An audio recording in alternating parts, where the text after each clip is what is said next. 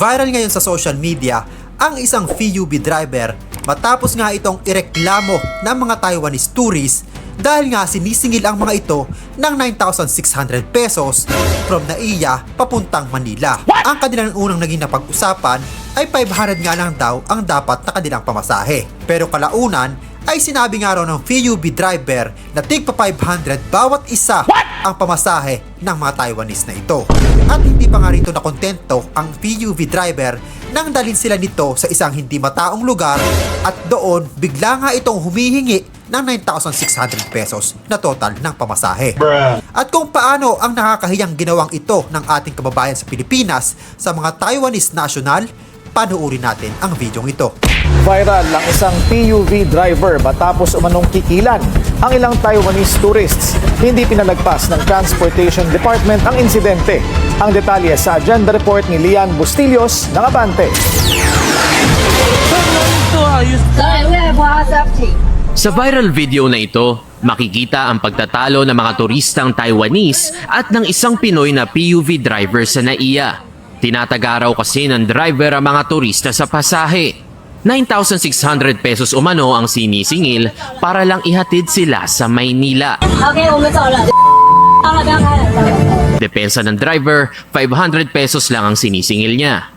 Pero sabi naman ng mga Taiwanese, nang makasakay na sila sa sasakyan, bigla raw binago ang singilan at ginawang 500 pesos bawat tao ang pamasahe. Dagdag ng mga turista, lalo silang nabahala nang dalhin sila ng driver sa isang hindi mataong lugar kung saan dinagdagan pa umano ng iba't ibang singilang bayarin na umabot na nga ng mahigit 9,000 piso. Kaugnay nito, mariing binalaan ni Transportation Secretary Banoy Lopez ang PUV drivers na itigil ang pangingikil at pananamantala sa mga pasahero, lokal man o dayuhan, sa gitna ng patuloy na pagtaas ng presyo ng langis. Ipinag-utos na rin ng Transport Chief sa LTFRB at LTO na tukuyin at hulihin ang sinumang driver na mapatunayang nanloloko ng mga pasahero. Babala ng mga ahensya, maaaring masuspinde o tuluyang makansela ang prangkisa ng mga operator na mapapatunayang sangkot sa ganitong gawain, bukod pa sa posibilidad na maharap sa mga kasong kriminal. Grabe talaga ito, iba nating kababayan, ano?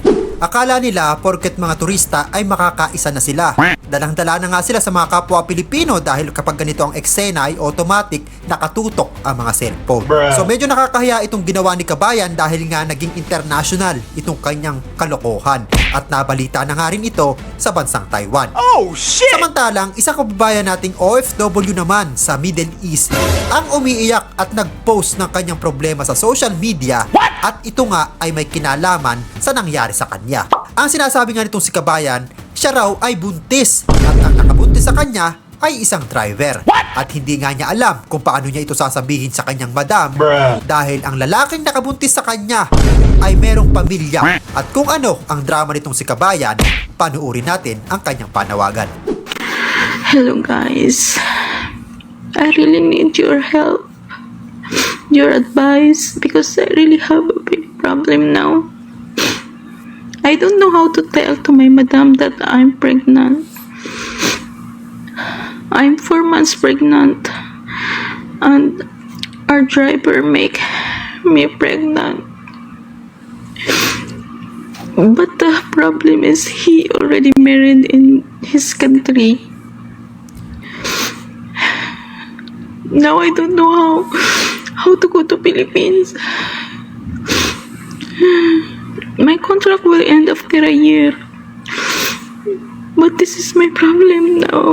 Can you help me, guys? Can you give me some advice? Please, I need help. So anong advice ba may bibigay natin dito kay Kabayan? Kasi unang-unang pagkakamali niya talaga ito, di ba? Ginusto niya ito, si Kabayan, inuna ang ana-ana bago ang pagtrabaho. So ngayon, hindi alam ni Kabayan kung paano niya lulusutan ang kanyang sitwasyon at hindi nga raw siya makakauwi sa Pilipinas. At siguradong pag umuwi ito sa Pilipinas at malaman nga ito ng kanyang kapamilya or sabihin nating may asawa itong si Kabayan, siguradong wala siyang babalikan at ipagtatabuyan siya doon. Kaya naman tayo mga kababayan, mag-isip-isip po tayo sa ating mga ginagawang aksyon, lalong-lalo na yung mga nasa ibang bansa. Perfect! Dahil kapag nandyan na yan, hindi na natin pwedeng takasan. Kaya naman kung bago ka pa lamang dito sa aking YouTube channel at nagustuhan nyo ang videong ito, ay ini-invite kita mag-subscribe at pahit na rin na notification bell para lagi kang updated sa mga viral video at balitang OFW na ina-upload natin dito sa ating YouTube channel. Maraming salamat sa iyong panonood.